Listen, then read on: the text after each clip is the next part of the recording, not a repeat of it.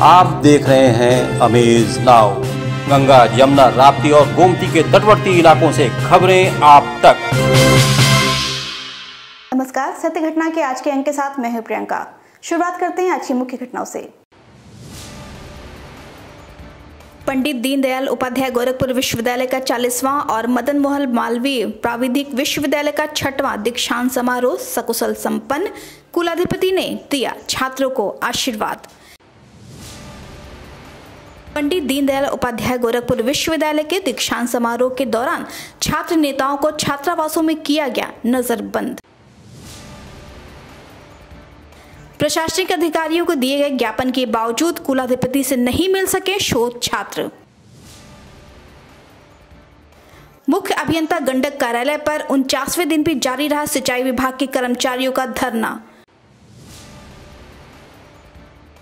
बढ़लगंज स्थित एक घर में घुसकर महिला की हत्या करने वाले 3 युवक गिरफ्तार।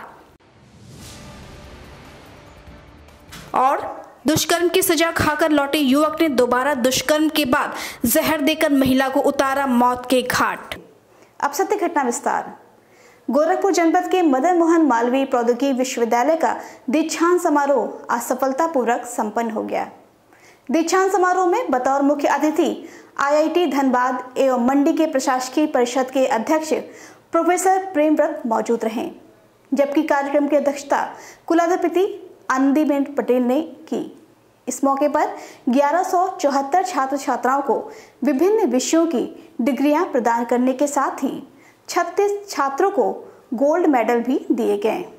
इस मौके पर कुलाधिपति आनंदीबेन पटेल ने पास हुए छात्र छात्राओं के उज्जवल भविष्य की कामना की और उन्हें समाज और देश के बेहतर विकास के लिए प्रेरित किया। स्वाध्याय से प्रमाद मत करो, माता को देवता मानो, पिता को देवता मानो, आचार्य को देवता मानो, अतिथि को देवता मानो। जो हमारे अच्छे आचरण है वे ही तुम्हारे द्वारा ग्रहणीय है, अन्य नहीं। यही आदेश है, यही उपदेश है। आपको बता दें कि इससे पूर्व कुलाधिपति आनंदीबेन पटेल गोरखपुर विश्वविद्यालय के 40वें दीक्षांत समारोह में शिरकत करने पहुंची।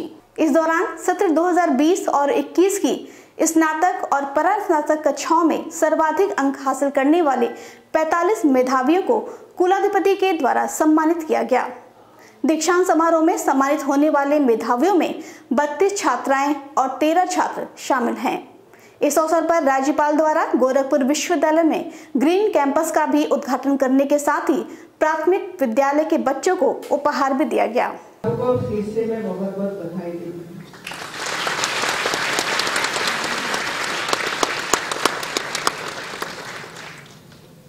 अभी जहाँ भी जाते हैं वहाँ वैसे ही स्थिति बनी है, तो मुझे तो खुशी है। मैं महिला हूँ, माँ हूँ, कुलाधिपति हूँ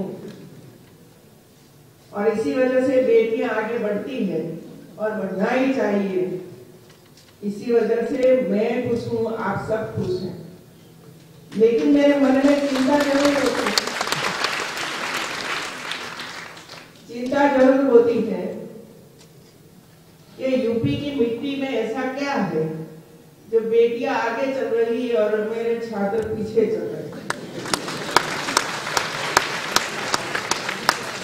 और इसी वजह से हमारे अतिथि श्रीवास्तव जी इधर आए हैं, तो मैंने उनको ये कहा कि आप PhD सबको करवाते हो तो इसमें PhD करवाइए कि क्यों ऐसा हो रहा है। गोरखपुर के पंडित दीनदयाल उपाध्याय विश्वविद्यालय के 40वें दीक्षांत समारोह में आज राज्यपाल एवं कुलाधिपति आनंदीबेन पटेल के कार्यक्रम को लेकर जनपद की पुलिस और प्रशासनिक अमला पूरी तरह सतर्क दिखा। इसी क्रम में पुलिस ने आज कार्यक्रम खत्म होने तक विश्वविद्यालय छात्रावास में छात्र नेताओं को नजरबंद कर दिया। आपको बता दें कि छात्र नेताओं ने विश्वविद्यालय में व्याप्त समस्याओं को लेकर राज्यपाल महोदया को ज्ञापन सौंपने की बात कही थी, लेकिन उससे पहले ही इन्हें छात्रावास में ही कैद कर दिया गया। मुर्दाबाद, मुर्दाबाद। नहीं चलेगी, नहीं चलेगी।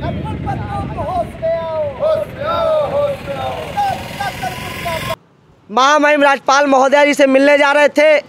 गोरखपुर विश्वविद्यालय में व्याप्त भ्रष्टाचार, कुलपति के द्वारा छात्रों के विरोध में लगातार किए गए कार्यों को लेकर हम लोग मिलने जा रहे थे, लेकिन जबरन प्रशासन द्वारा हम लोगों को बंधक बना दिया गया, रोक दिया जा रहा है। ये लोकतांत्रिक मूल्यों की हत्या है।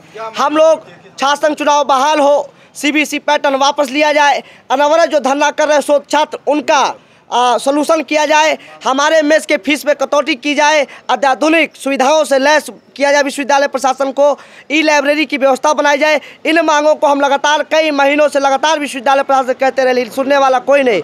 दीनदयाल उपाध्याय गोरखपुर विश्वविद्यालय में वर्ष 2019 के प्री पीएचडी छात्रों का धरना आज 6वें दिन भी जारी रहा। छात्रों के इस धरने में 50 से ज्यादा छात्राओं के आने से विश्वविद्यालय प्रशासन की मुश्किलें और भी बढ़ गई हैं। धरना दे रही छात्राओं का कहना है कि राज्यपाल के प्रोग्राम को देखते हुए जिला प्रशासन की ओर से सुरक्षा की पूरी तैयारियां की गई हैं। इसी कड़ी में बीते मंगलवार को विश्वविद्यालय के मेन गेट पर बैठे स्टूडेंट्स को शांतिपूर्वक धरने का निर्देश दिया गया था। थाना कैंट से जारी की गई नोटिस में यह साफ किया गया है कि अगर स्टूडेंट्स कन्वोकेशन के दौरान किसी भी तरह से बाधा पहुंचाते हैं तो उन पर विधिक कार्रवाई होगी। इसके साथ ही विश्वविद्यालय के छात्रों का यह भी कहना है कि हमें प्रशासन द्वारा धमकाया भी जा रहा है। एक हफ्ते से बैठे हुए हैं। हमारा मांग यही है कि हमारा जो एग्ज़ाम है, हमारा पीएचडी में परमानेंट इनरोलमेंट है, वो हो जाना चाहिए। हम 2018 में अधिनियम के अकॉर्डिंग 2019 में पीएचडी में इनरोल हुए थे। हमारे 6 महीने का सिलेबस था, कोर्स था, जो हम 6 महीने में कंप्लीट कर लिए। 6 महीने में हमारा एग्ज़ाम हो जाना चाहिए था, लेकिन हमारा एग्ज़ाम 6 महीने में नहीं हुआ। अभी इसके पिछले 1.5 सालों से हम अपनी एग्ज़ाम की मांग कर रहे हैं, लेकिन हमारा एग्ज़ाम नहीं हुआ है। तो हम धरने पे इसलिए, अभी हमारा इसके पहले एग्ज़ाम था कि डिमांड था कि हमारा एग्ज़ाम हो जाना चाहिए, लेकिन अब हमारा जो रजिस्ट्रेशन है उसका हमें 2 साल की वैलिडिटी मिली थी। अगर 2 साल के अंतर्गत हमारा एग्ज़ाम नहीं होता है तो हमारा टाइम ड्यूरेशन ख़त्म हो जाएगा और हमारे पास समय नहीं है अब। तो इसलिए हम अभी ये डिमांड कर रहे हैं कि हमें जल्द से जल्द प्रमोट किया जाए और हमारे टाइम ड्यूरेशन के अंतर्गत ही हमें हमारे पीएचडी में रजिस्ट्रेशन करा दी जाए। गोरखपुर जनपद के मुख्य अभियंता गंडक कार्यालय पर सिंचाई विभाग के कर्मचारियों का धरना आज 49वें दिन भी जारी रहा।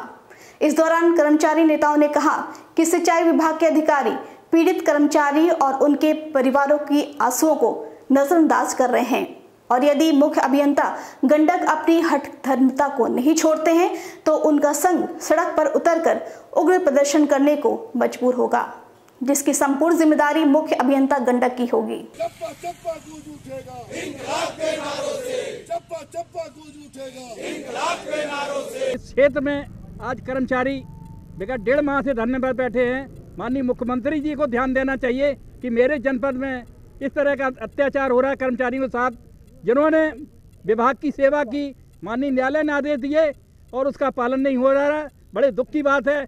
मैं पुनः इस मंच के माध्यम से माननीय मुख्यमंत्री जी को ये अपनी आवाज़ पहुंचाना चाहता हूं कि वो कर्मचारियों के साथ अन्याय करें और उनको उनकी सेवा का लाभ दिलाएं, जिससे कर्मचारियों में धरना प्रदर्शन की स्थिति न हो। अन्यथा यहाँ अमरण अनशन के बाद अंधा भी होगा और जब तक न्याय नहीं मिलेगा तब तक हम लोग यहाँ से जाने वाले नहीं है। आगामी 18 दिसंबर को लखनऊ के सफेदाबाद स्थित एक रिसोर्ट में कायस्थ महासम्मेलन का आयोजन श्री चित्रगुप्त मंदिर सभा गोरखपुर द्वारा आयोजित किया जाएगा। उक्त जानकारी श्री चित्रगुप्त मंदिर सभा गोरखपुर के अध्यक्ष सत्यव्रत लाल श्रीवास्तव और जिला सहकारी बैंक के पूर्व अध्यक्ष दिवेश श्रीवास्तव ने एक कार्यक्रम के दौरान संयुक्त रूप से दी। 18 दिसंबर को लखनऊ बाराबंकी हाईवे NH-27 पर समृद्धि लॉन एंड रिजॉर्ट है। यहाँ पर कायस्थ महासम्मेलन होने जा रहा है। गोरखपुर चित्रगुप्त सभा के अध्यक्ष जी और जो कि इस कार्यक्रम के संयोजक भी हैं, मेरे साथ साथ हम दोनों लोग शहर के सम्मानित कायस्थ समाज के माताओं, बहनों, पितातुल अभिभावकगण और समस्त युवाओं से ये अपील करना चाहते हैं कि अधिक से अधिक संख्या में पहुंचकर इस कार्यक्रम को सफल बनाना है। वक्त हो चला है एक छोटे से ब्रेक का। शेष खबरें ब्रेक के बाद। वेलकम टू जया शक्ति इंफ्राकॉन LLP। 5 अलग अलग साइट्स चल रहे हैं गोरखपुर और बस्ती जनपद में। हर प्रोजेक्ट पर पाएं कम दाम में प्लॉट या बनवाएं अपने सपनों का आशियाना। Ayush golf city, Sunauli road, Gorakhpur. Ayush residency, Katjaha, Gorakhpur. Ayush smart city, Sonbarsa, Gorakhpur. Ayush global city, Madapar, Gorakhpur. Ayush green city, Parsa Jafar, Basti. हर प्लॉट की रजिस्ट्री पर मिलेगा सोने का एक सिक्का। नमस्कार, हम जया शक्ति प्रकाश से हमारा प्रयास है कि हर आय वर्ग को आवास उपलब्ध कराया जाए। आयुष सिटी का सपना, सबके पास हो घर अपना। ब्रेक के बाद आपका स्वागत है। चलते हैं शेष खबरों की ओर। गोरखपुर जनपद के बड़हलगल थाना क्षेत्र में बीते दिनों घर में घुसकर महिला की गोली मारकर हत्या के मामले में पुलिस ने 3 अभियुक्तों को गिरफ्तार किया है। पुलिस कप्तान विपिन टाडा ने इस घटना पर जानकारी देते हुए बताया कि महिला के घर वालों ने ही महिला की हत्या कराई थी, क्योंकि महिला के संबंध कुछ लोगों से थे जिन्हें घर वाले पसंद नहीं करते थे।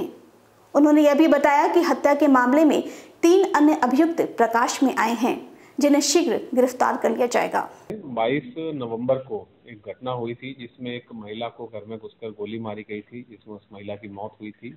उस पर पुलिस ने जो वादी पक्ष है उसकी तहरीर पर मुकदमा दर्ज किया। कुछ नामजद अभियुक्त थे उनके खिलाफ। पुलिस इसमें तहकीकात में लगी, तमाम क्षेत्र से जानकारी बटोरी गई और वहाँ के सीसीटीवी फुटेज खंगाले गए। उसमें एक संदिग्ध पुलिस को नजर आया, जिसकी बाद में शिनाख्त उमेश के रूप में हुई, उमेश यादव के रूप में, जो कि बड़हलगंज थाना क्षेत्र का रहने वाला है। इस पर पुलिस ने उमेश यादव को गिरफ्तार किया और उनसे पूछताछ की। पूछताछ में ये स्पष्ट हुआ कि घटना में उसकी बाइक का प्रयोग हुआ है, वही बाइक भी बरामद की पुलिस ने। और उमेश के रिश्तेदार में देवरिया के रहने वाले 2 युवकों की जानकारी हुई जो इस घटना में उनके साथ लिप्त रहे, उनको भी पुलिस ने तत्काल गिरफ्तार किया।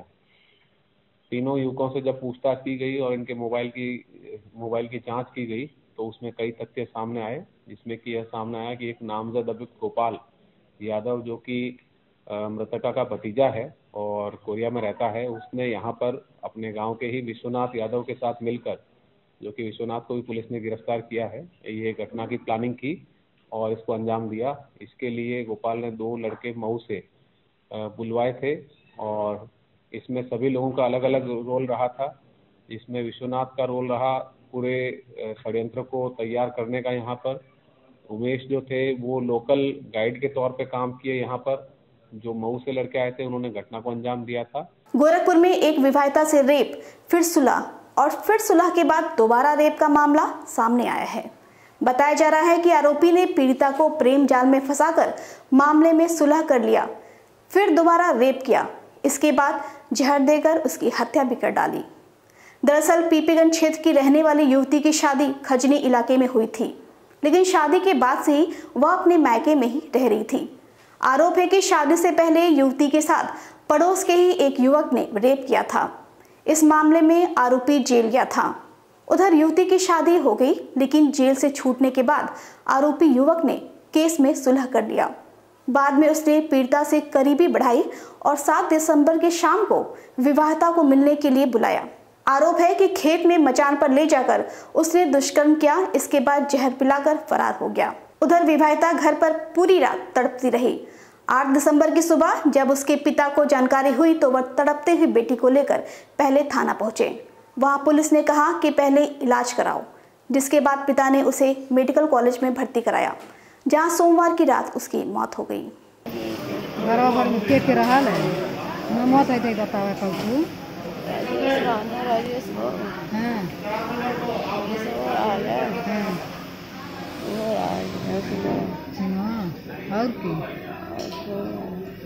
इस संबंध में एसएसपी विपिन टाडा ने कहा कि जल्द ही मामले का खुलासा कर दिया जाएगा।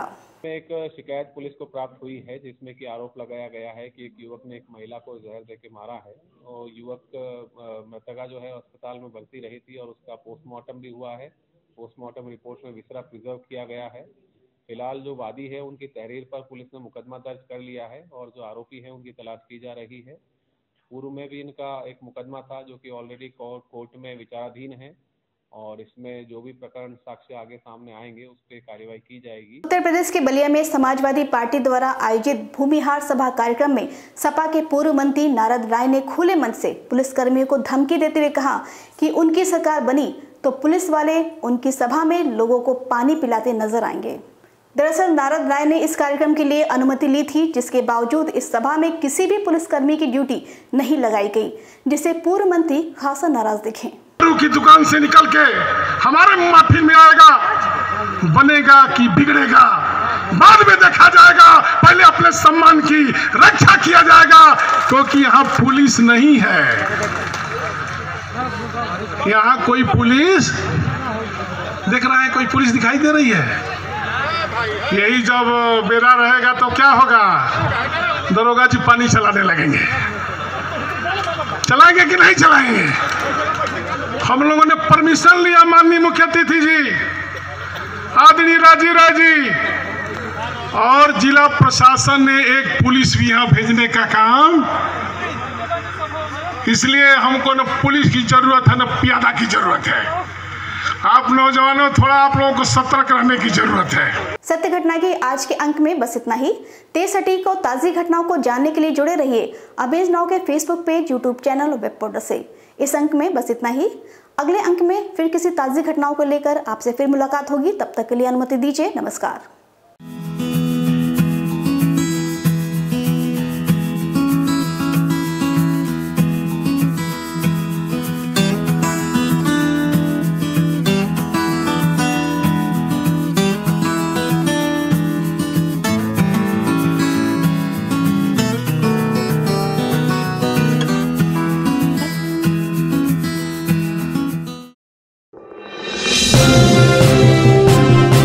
आप देख रहे हैं अमेज नाउ।